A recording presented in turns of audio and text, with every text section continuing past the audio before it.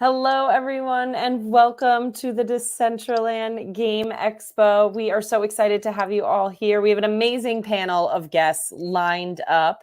For anyone that is watching on social media, we are in Decentraland, but we will also be streaming across X, LinkedIn, and YouTube. If you are in Decentraland, you can meet us. We're going to have a group hanging out. We will be at 081. So you can jump in, do the coordinates /go to, and 081 is where we will be hanging out, which is the main plaza in Decentraland. So let's kick it off and get started. I am Kim, head of partnerships and marketing at the Decentraland Foundation. This is our first ever Game Expo, and we're so excited to have this amazing panel of experts. I am going to let you all introduce yourself.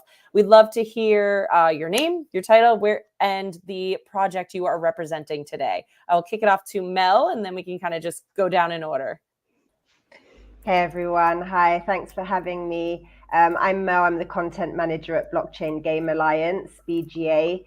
The Blockchain Game Alliance is a non-profit members organization. We've got over 500 members across the Web3 gaming ecosystem, including games, infrastructure, tooling, and related services.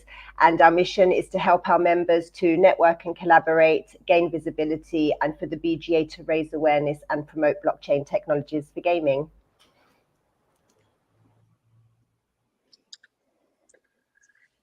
Hello guys, nice to see you here. And I'm Tom. I'm a founder and CEO of Revived Overworld.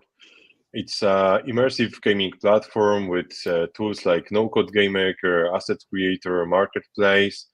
And the game is the platform is based on a game called Strikefest, where we inspired by the most popular Minecraft game mode, which we created. Also on many Minecraft servers where we get over 4 million user base and so on. And yeah, basically we are building that projects in Unreal Engine 5 to deliver best quality we can achieve for Web3 gaming. Thank you. Okay, so I am Vanessa Amaral. I am the marketing manager for Cichocki Games, a game development studio based in the Canary Islands in Spain. We are currently building our first title, Decentraland, a Web3 action RPG on the Polygon chain.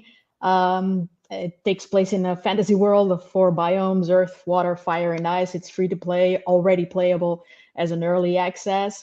It takes inspiration from games such as Diablo, Albion Online, World of Warcraft, Path of Exile.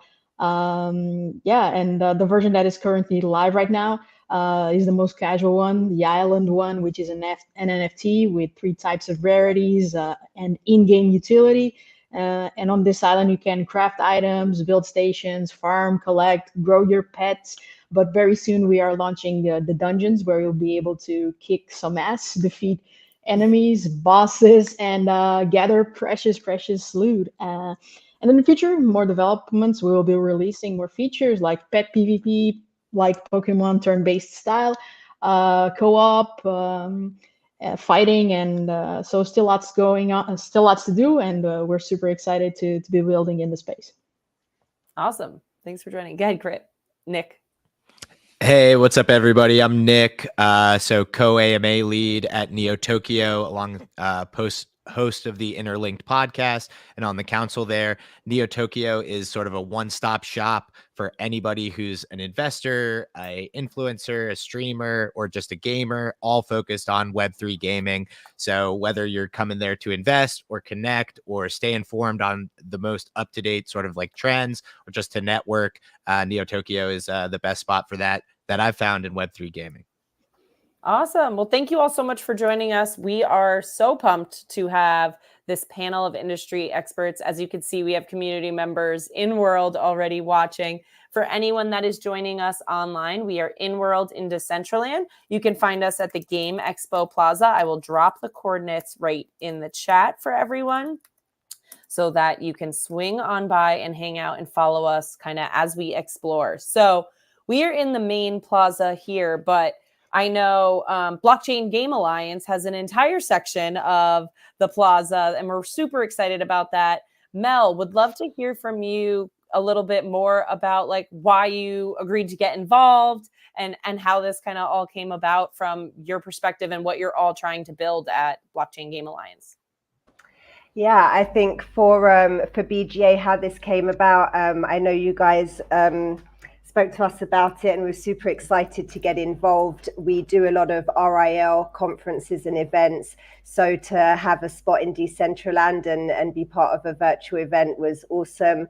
And also, I guess for us, one of the great aims is one to, raise awareness of Blockchain Game Alliance in the virtual world, but also showcase some of our members. I know some of them are on the panel now, like Cichocki, and we have Aura who are showcasing there, as well as some other guys. So I think it's a great opportunity for us to be able to give to our members to be able to showcase there. Perfect. And we will walk over to that section now. So we are going to head to -291, which is the corner of the Blockchain Game Alliance section, the zone, as we're calling them during Game Expo. And we can check out kind of the booth you have going on over there. So if everyone in World wants to jump in with us, we are heading over.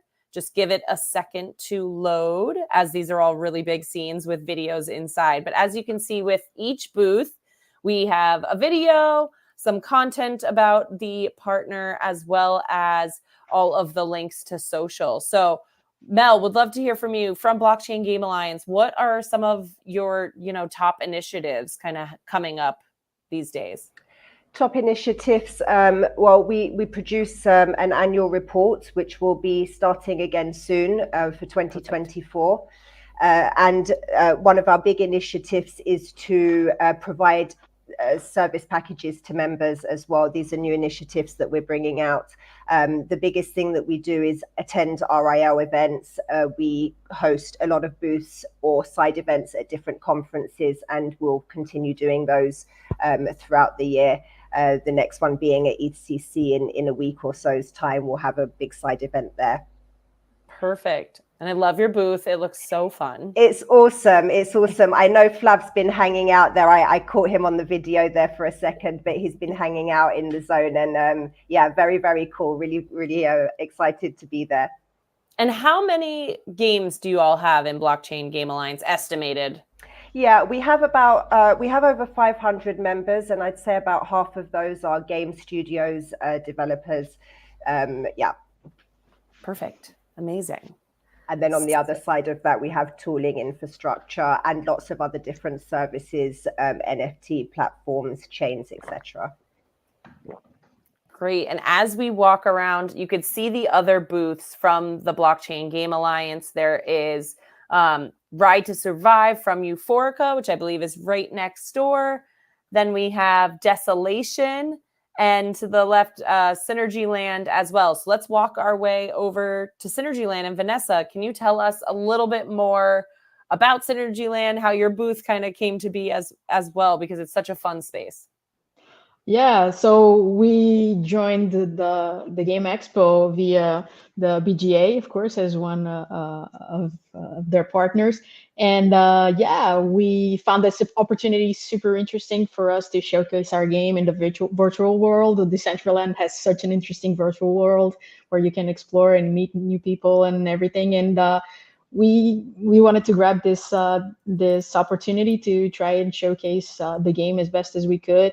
Of course, with a little bit of a boost from our friends at the BGA and the Decentraland ecosystem. So glad to be here. Awesome. And we are going to do another quick peek. So Synergyland's booths, if you are looking for it, is -886.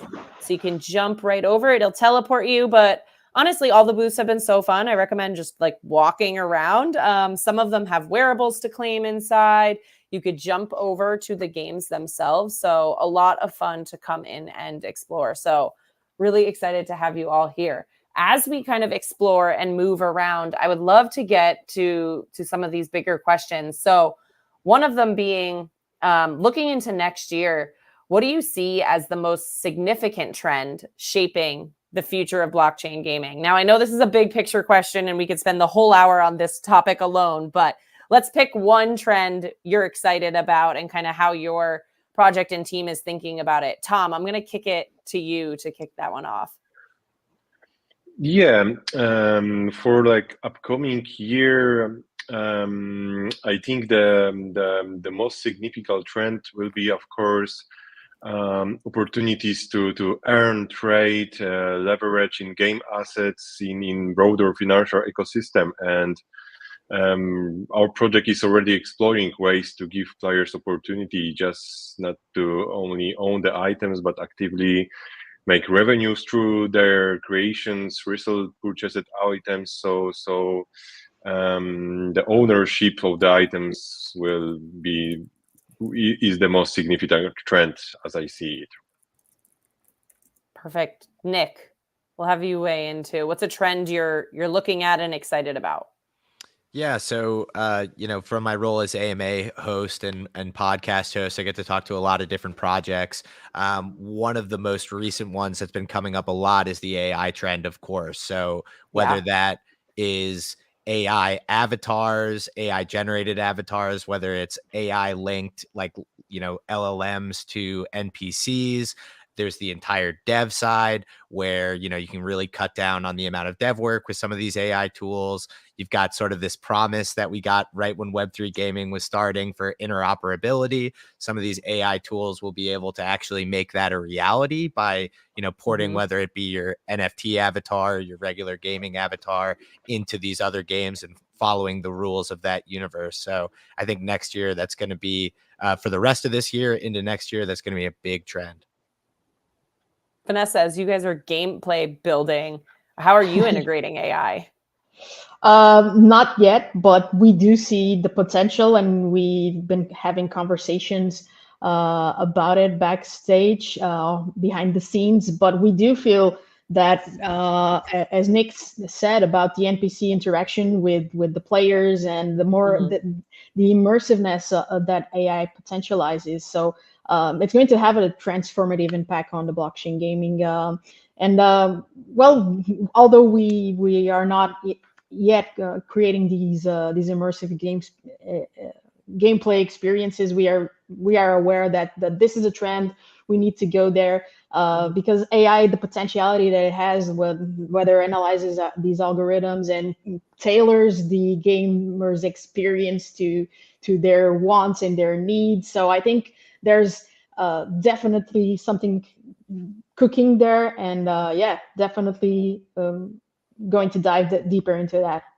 Yeah, for sure. At Decentraland, on the foundation side, we've been using AI for NPC development, of course. And then for a lot of the, like from the content team, when we say content, that means in-world content, just help building out some of those stories, those text blocks, flows. How can we make all of that kind of work and bring it into the Decentraland brand voice? Our team made a ChatGPT bot that it has the Decentraland tone and brand guidelines in it. So that makes it a little bit easier too. So I think we're just scratching the surface as to what's possible. And I'm excited to see how games in particular really jump onto that trend.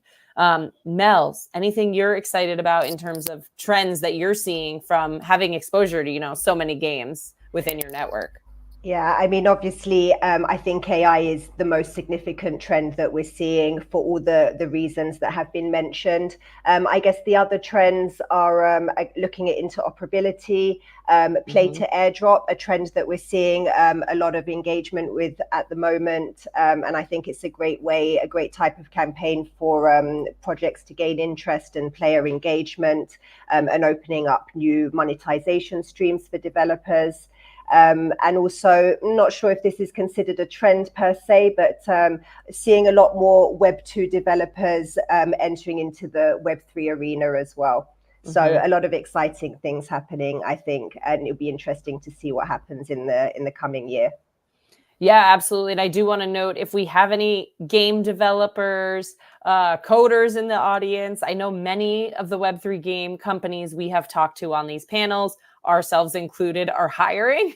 So be sure to be on the lookout. Decentraland Foundation, hi, we're hiring for a senior Unity developer, as I'm sure many others are as well. But keep your eyes peeled. I think There is so much that can be happening here. If you are used to Web2 gaming, a lot of that skill set can roll right over. So that's something we're really excited to see. That came up on another panel earlier this week too, of just who's hiring, where can we be looking for those opportunities in this space for sure. So excited to see the doors continue to open for others that are growing.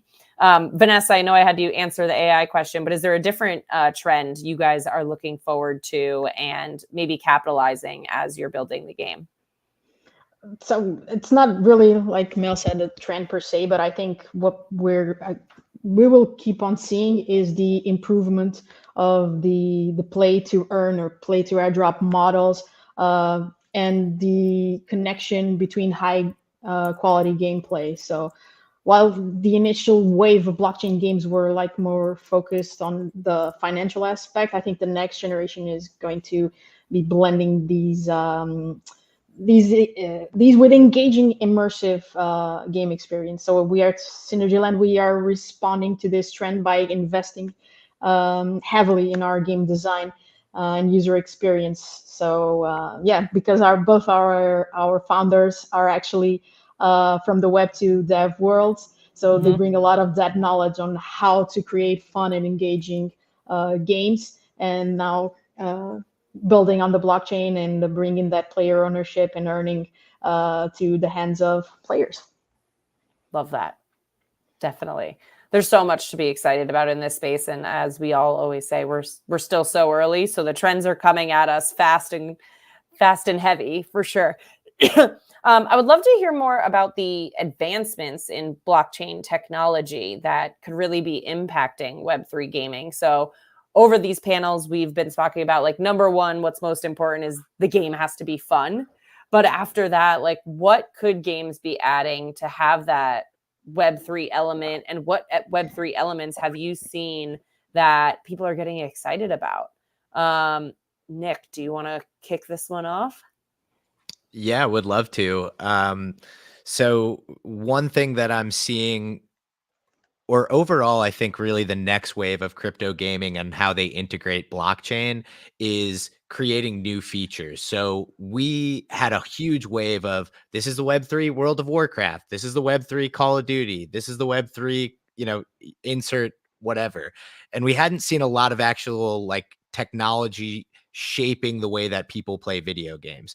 I think that's just starting to change on the economic side, on the user generated content side. I think that's one of the most exciting. I mean, I kind of got my first exposure to that in Halo when I first got to play different game types, different maps that were being created by other members of the community. It's something that people have always wanted to do, is create in these environments that they're super passionate about. And blockchain enables people to be able to reward those players, whether it's the company doing it automatically or directly. It gives you the ability to track where the people are going, what user generated content features they're using. So I think that's going to be a real game changer. And the games that are able to enable their community to create either content or to share it out are going to be the real sort of like winners of the overall traction in Web3 gaming.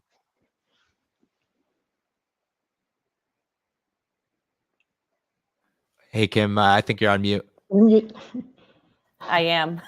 I wanted to show one thing as we're on stream, as we're talking about Web3 gaming. Chris, if you mind opening your backpack to show the wearables quick.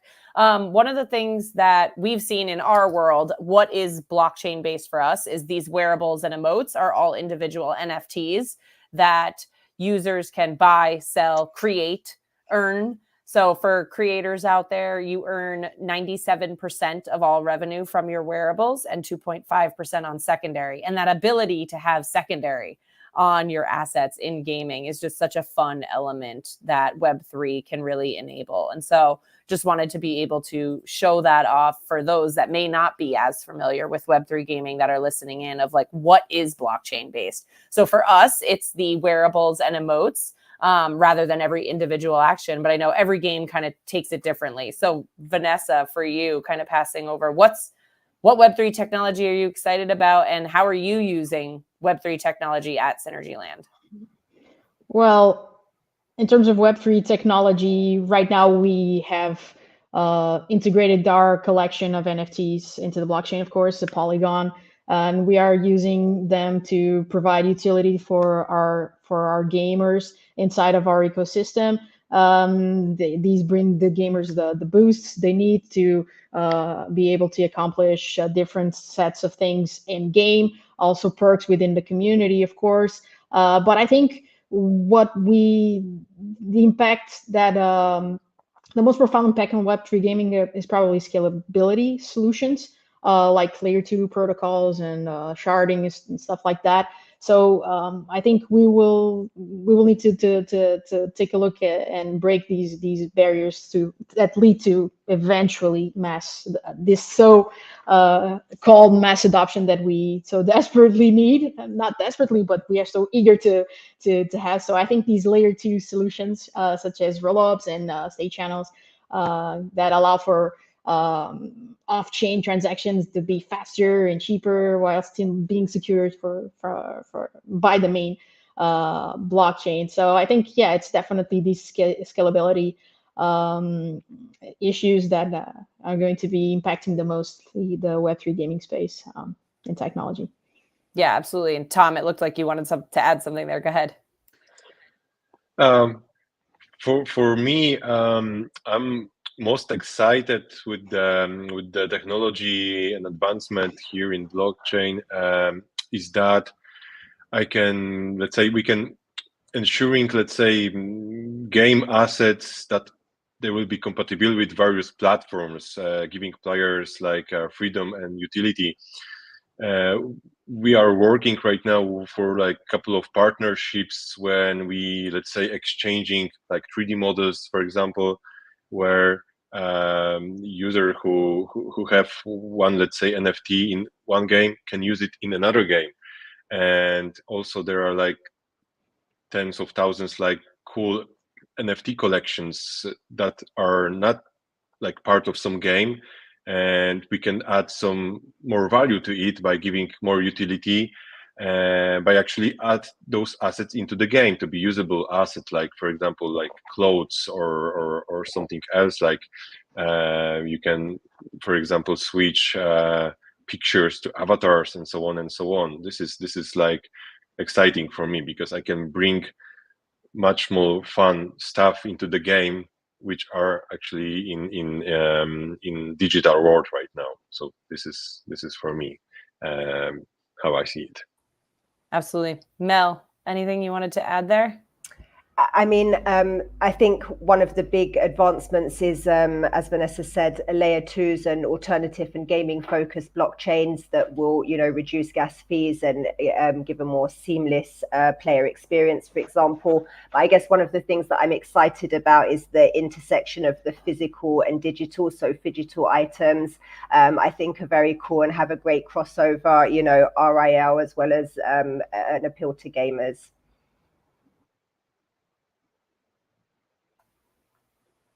Definitely. Yeah, the phygital as a whole, that whole category is so interesting. I'm excited to see how that comes to life, especially with some really cool accessories. I saw 90cc has done some really cool stuff with their digital having chips in them and bringing and connecting to NFTs. And I'm just excited to see how that starts all playing into gaming as well, because we know it's coming on the fashion side really quickly.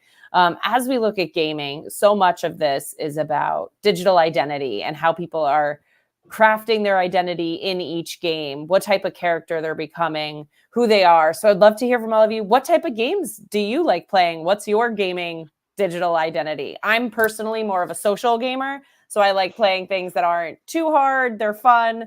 They are very, for me, the Decentraland Fairground is perfect. They are my type of game. But what type of games are you all playing? I'll kind of go in the reverse. Go ahead, Mel. I'm a bit of a mobile casual gamer, so and I test a lot of the games that we have, within the BGA when I have time to. So I kind of dip in and out of different things, but like playing kind of by myself and clicker games for a bit, and yeah. Go ahead, Tom. Oh yeah. For me, I like to play shooter games like PUBG, that kind of things, because I like to have like very fast gameplay, So from some time to time, I like to play maybe some longer titles, like for example, a Cyberpunk or Tomb Raider. But it's hardly right now to find game, especially at my age, where I would like to spend like I don't know, more than 30, 40 hours at one time and so on, right? So for me, I'd like to spend like 30 minutes, 1 hour, play a couple of arenas, and that's it. Have a action, and yeah, this is what I'm looking for gaming right now.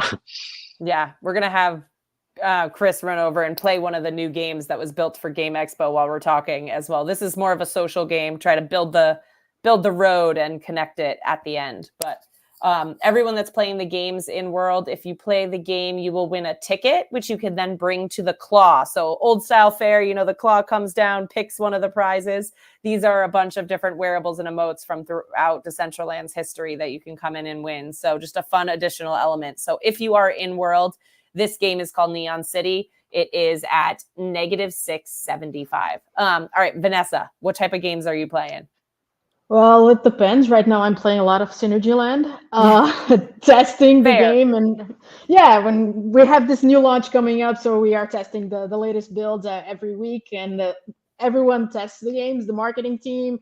So we all do our best to help. But myself personally, besides Synergyland, of course, I played for years. I played League of Legends. I'm always a noob. I will always be a noob.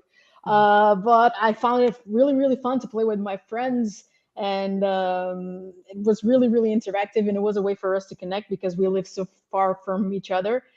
So I really enjoy that experiment of joining my friends in League of Legends. But I also like story-driven games, like when I have time.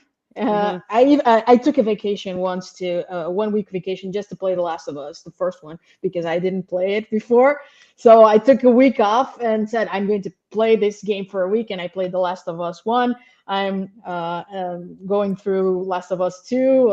I played Life is Strange. I'm more like a player-driven, story-driven kind of player. That's me.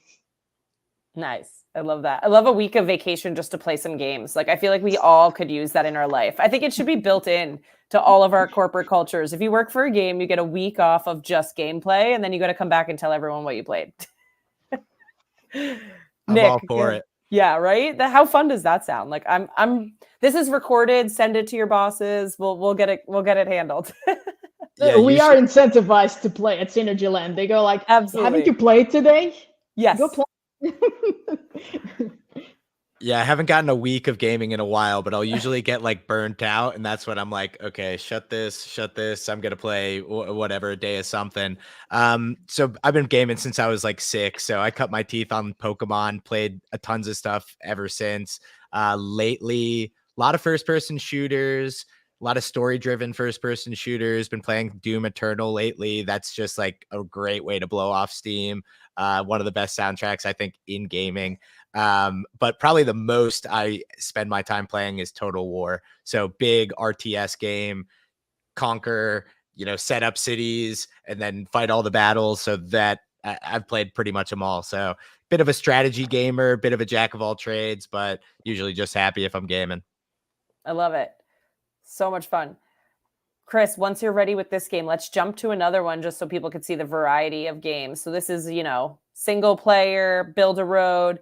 There are a bunch of different games throughout the plaza. So in the 4 corners, you will see our 4 game jam winners. So we had a game jam leading up to this, and the winners got a spot on the plaza, as well as a nice mana prize in addition. So our number 1 first place is here, Where Pigs Fly. And so Chris is going to show it out. What I love about this one is the colors and the vibe. You just come in here and you're like happy.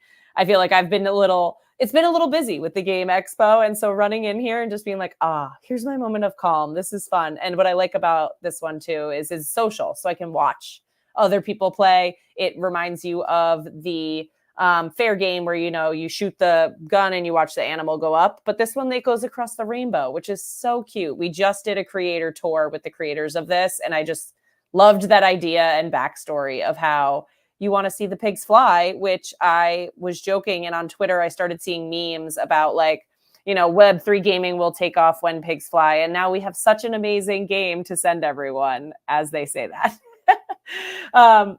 So much fun. And I love hearing the variety of games coming into here. So as we're all talking, there's so much fun and so much excitement around Web3 games. What are some of the biggest challenges you're all facing in this space today? I know acquiring new users that may not understand Web3 gaming is a big one. For us, we have been adding, Web2 like features such as a social login. So you don't need a wallet to log into Decentraland anymore. You could just log in with your X account or your Gmail, and a wallet's created on the back end so that you could still get the benefits of owning those wearables and emotes, even without really understanding the full depth of Web3 gaming. And our hope is over time, they get more and more interested, more and more educated, and will eventually take custody of that, can buy on their own. But what are some of the challenges you're kind of coming across as you see? Anyone wanted to jump into that one first? Nick? Yeah, I'll jump in.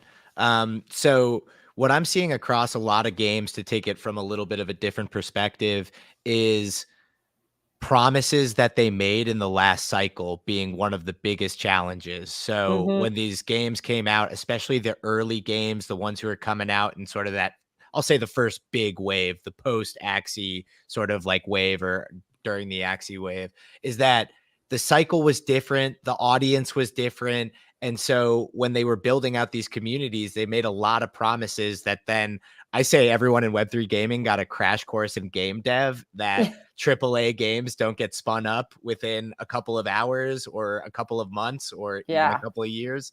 So that I see as a big problem, that people are having to, hey, I know this was on the original roadmap, but we're going to have to take this into a different direction.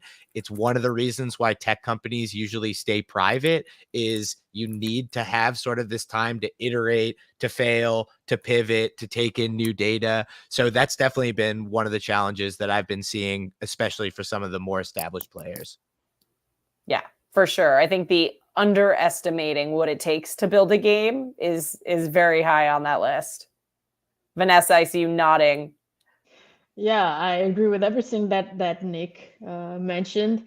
We are guilty of some of those past mistakes as well, because we try different things, and projects do change, and our product does change. The core has not changed, of course. But we started building this game 3 years ago, and along the way, we identified new opportunities, and we identified some things that needed improvements. And of course, I think one of the biggest challenges for us is definitely being a small team yet, and trying to build in this novelty world of Web3, keeping that balance between a fun experience as a game and also balancing the economic aspect of Web3 and crypto gaming. So I think this is actually a big challenge especially for companies that are, for example, our founders are both from Web2, from the Web2 game development world. They jumped into the Web3 trending because they identified a lack in the space in terms of our type of game, for example. But yet we need help from Web3 developers to help us implement and stuff like that, and growing a team and the products in this space. It's still a struggle, I think. Yeah, and I'd love to hear, as you say, we're not a big team, we're a small team. We are too. What does the small team look like in gaming here? Because I know AAA, we're talking like hundreds, thousands of employees, like it gets pretty big. At Decentraland, we're about 60 people, and our marketing team is 3. Well, I think we are most winning at the marketing end there. But our development team right now is, I think, 23, 24 people. Impressive. And we are 2 people in marketing right now, myself and a community manager. I feel that pain. Yeah, it's a little bit painful, but yeah, we have great partners like the BGA to help us out, and we are, bringing new partners into the table. There's some I would like to share some alpha, but I can't because we have some big news coming in You the can't next blow your weeks. announcements. Marketing 101. Just tell everyone Yeah. it's alpha. There's alpha coming. Alpha is coming, guys. Alpha is coming. But yeah, we are a two person marketing team right now. 23, 24 people in development, and it's a struggle because the dream is there, but you don't have the hands to implement it faster. Faster, stronger, and everything that sometimes it's not required, but it takes a toll on people's expectations. The people that joined the community 3 years ago and today are still waiting for some features that we weren't able to implement yet. Yeah, totally. I would love to hear from you guys. How big are your teams? Just for like realistic level setting for people. Everyone's thinking there's huge teams out making this. Some of our game development teams that they're 2-3 people at times. So it's really impressive what a dedicated small team can do in this space. I'm always so impressed. Nick, how big's your team over there approximately? So Neo-Tokyo being a community, it's a little hard to measure. Yeah. There is one, I think, technical employee.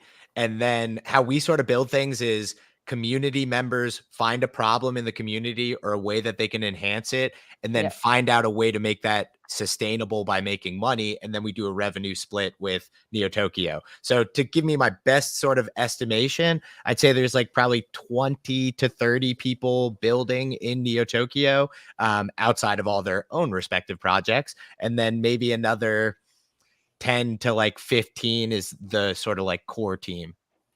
I'm going to also add, I see a comment from LinkedIn. If you are a small Web3 game team with a pitch deck, we'd love to talk at DGBVC. So I love this. There is so much networking happening on these panels. It's hilarious. So shout out to David Rankin for that comment. I love it.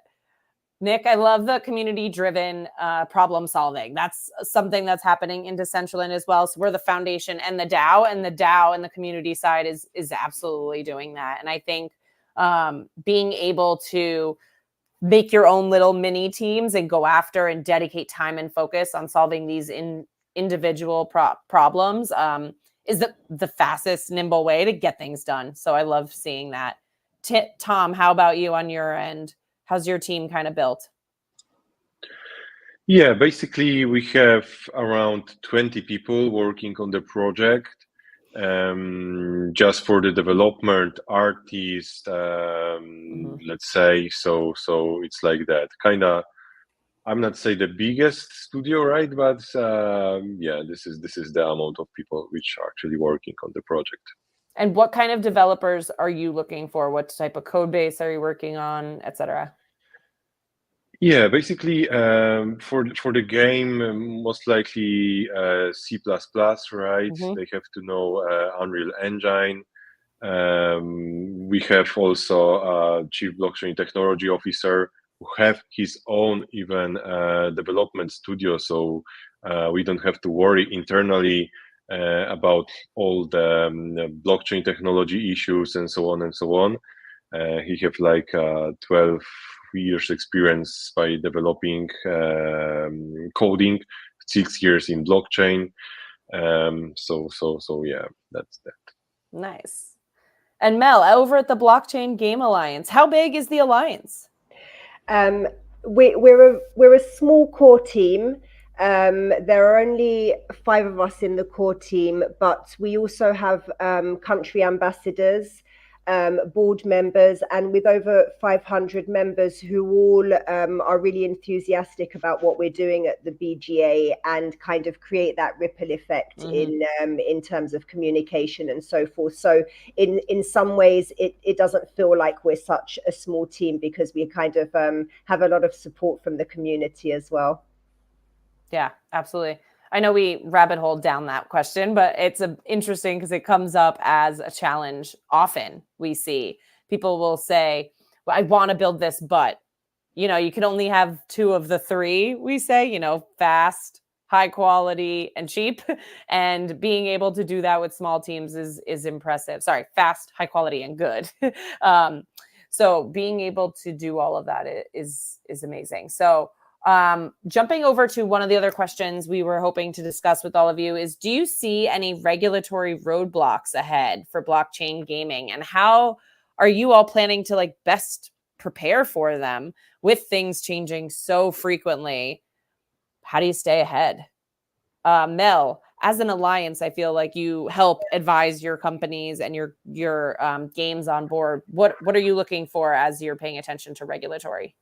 Yeah, I mean, I think it's quite kind of sparse and divided in some ways, because you have regulatory acceptance in Japan, for example, Hong Kong, and then you've got other jurisdictions that are starting to formulate regulations.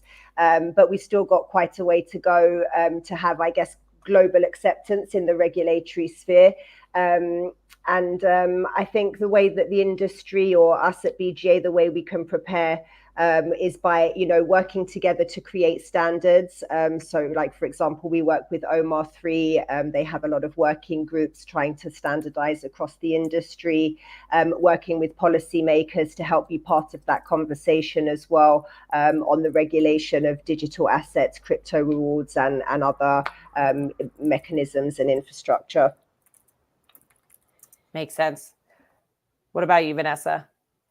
Well, this topic is not really my cup of tea. Yeah, me Sorry. either. I feel you. I know a comment I see here is California AB 39 and custodial wallets, which I will have to Google all of those details, even though I am here in California. I know about custodial wallets. I expect more regulatory coming in around how people can get access, how they can keep themselves safe. Safety and security in this space is obviously top of mind for everyone building. If we're building something fun and we want people to do it regularly, we need to know that they're going to be able to keep themselves and their assets protected. So totally understand that. Tom, what are you doing for regulatory? Just kind of keeping your head down and waiting, or is there anything you're proactively working on?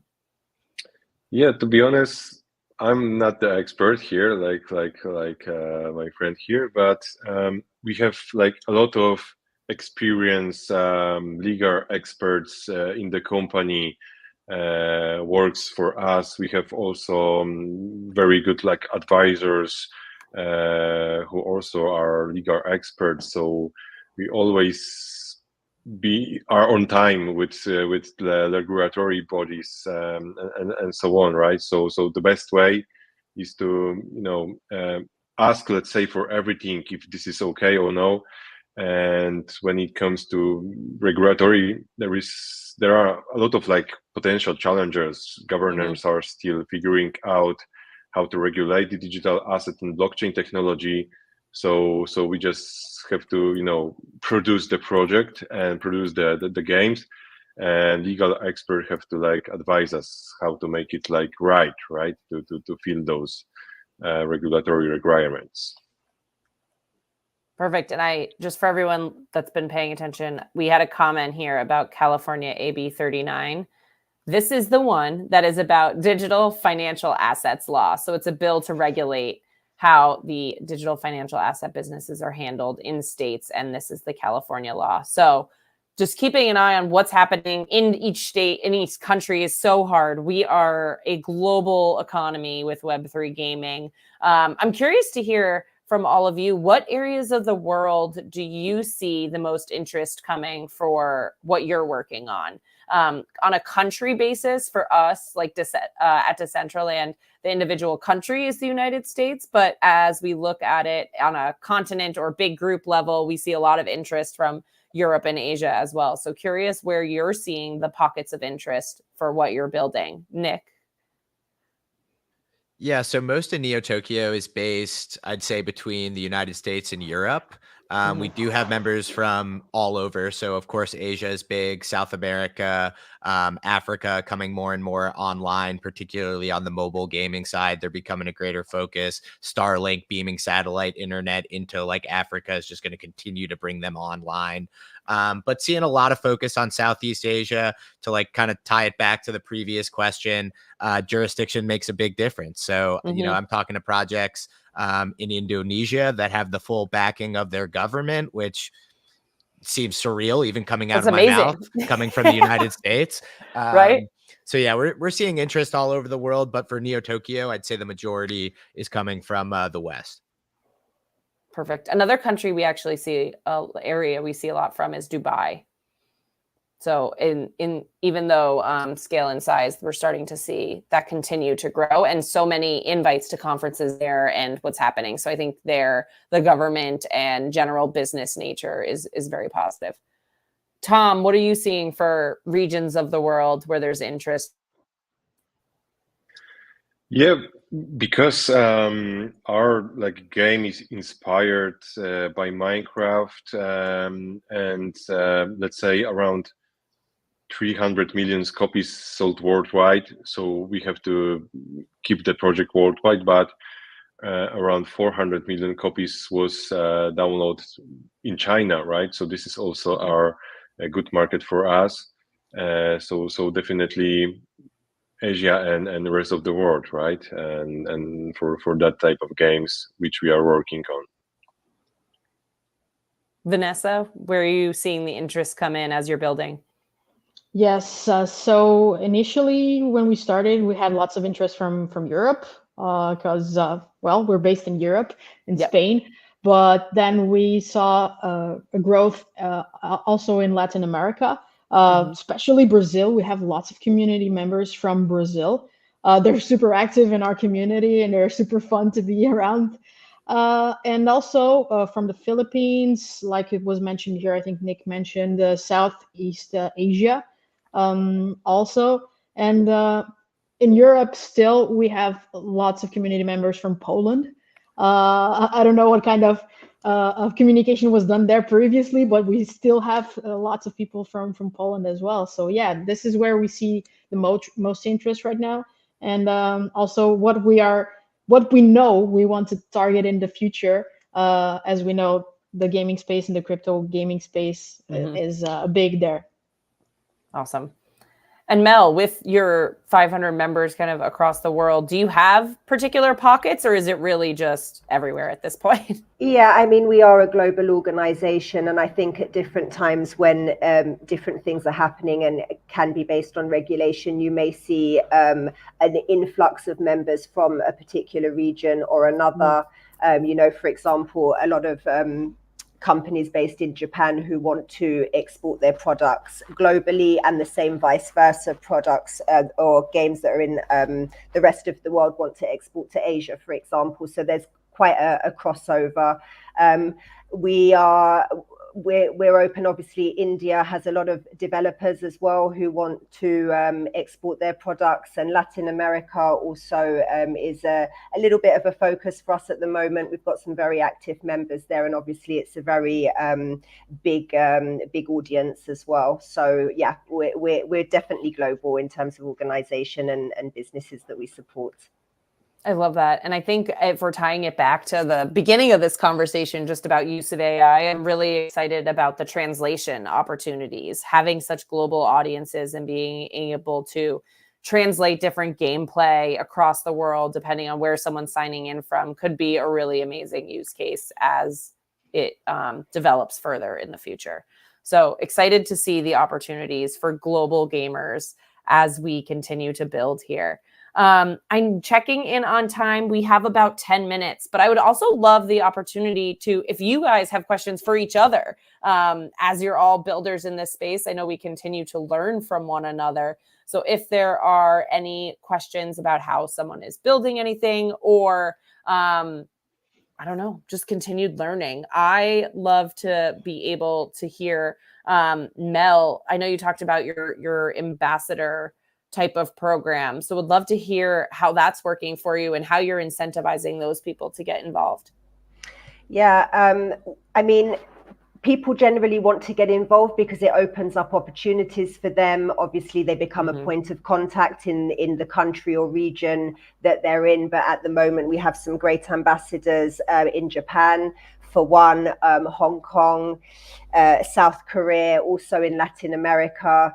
And London, UK as well, but wherever members want to become ambassadors, we're always happy to open that conversation.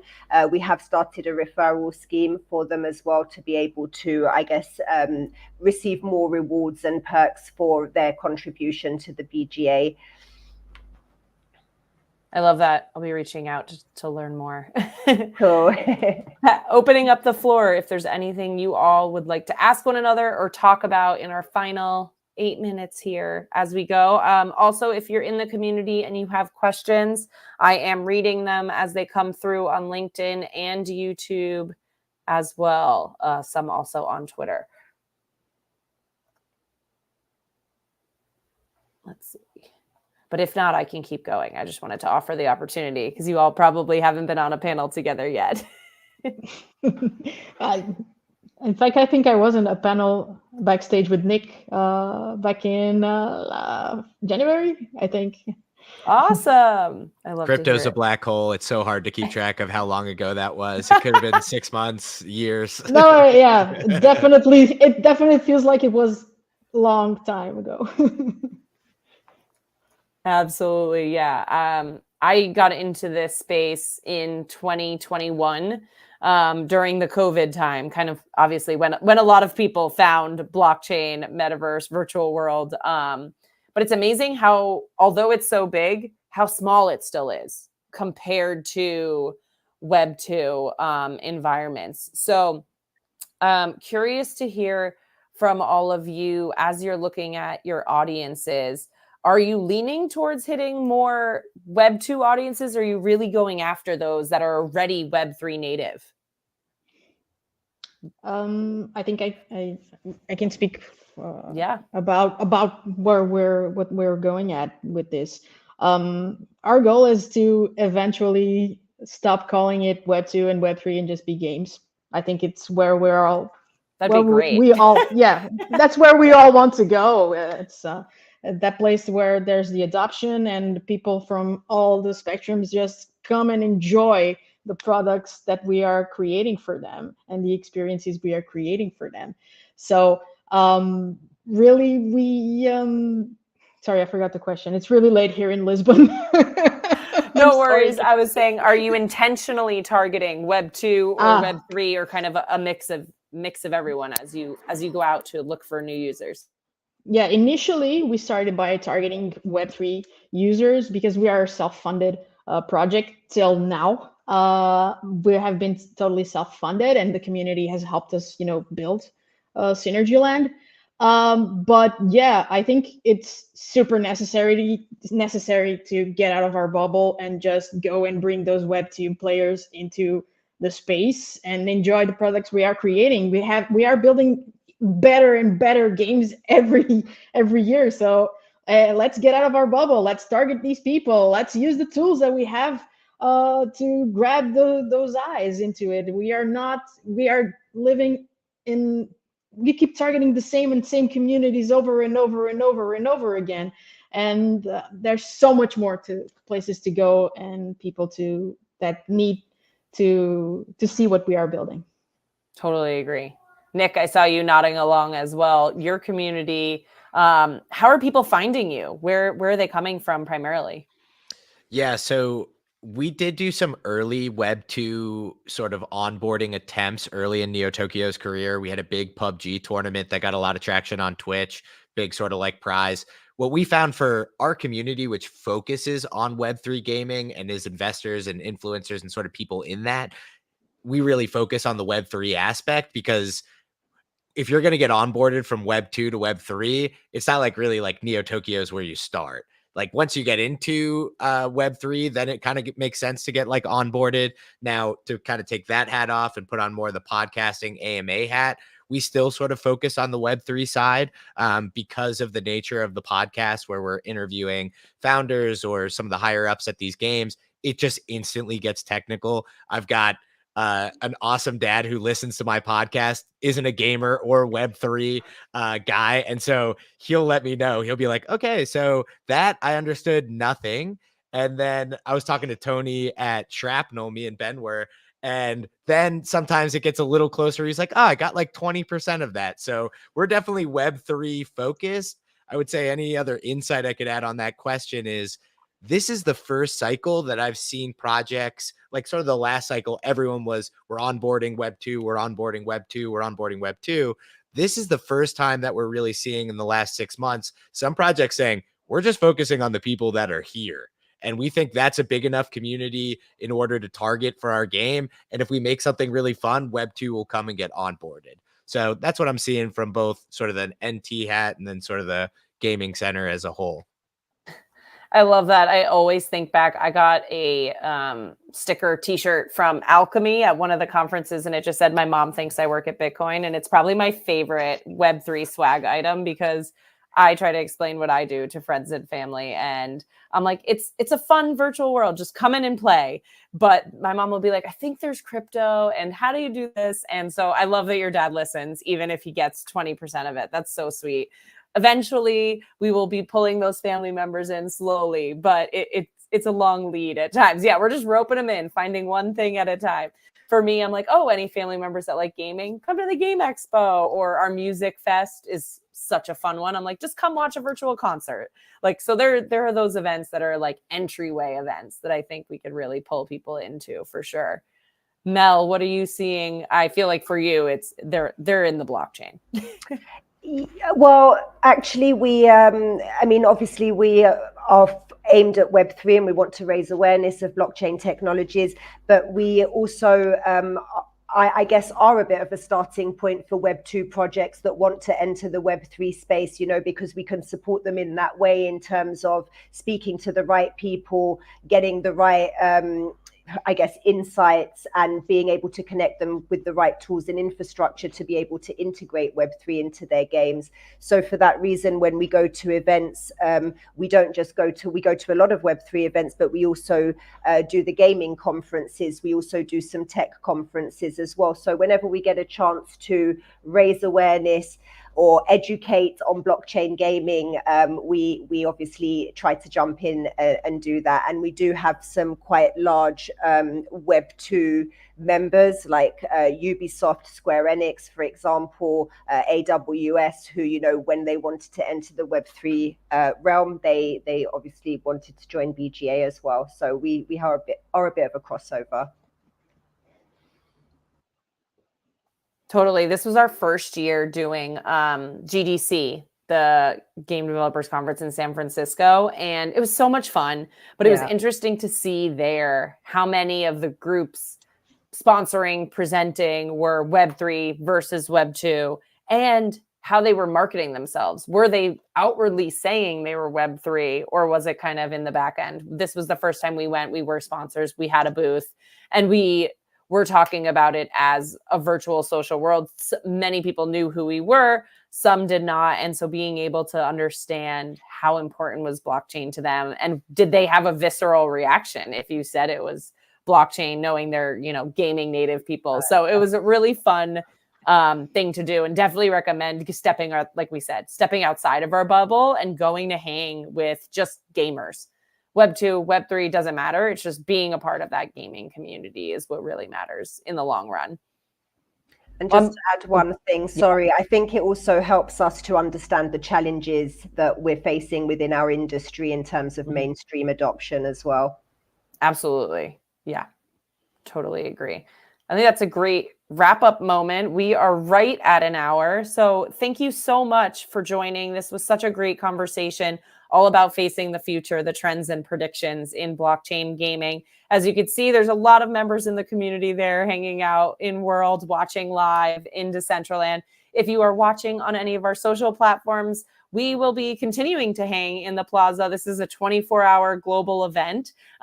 We have one more day tomorrow, so check the schedule for tomorrow's panels. We have another creator-led tour with some of our games and a few other events. And of course, it wouldn't be a Decentraland event without an amazing DJ and closing party. So we hope to see everyone there. And thank you so much to our panelists. We really enjoyed having all of you here as industry experts for this event. Thank you so much. All right. Thank you. Everyone have a great Friday, and we will see you tomorrow. Thank you, everyone. Bye-bye.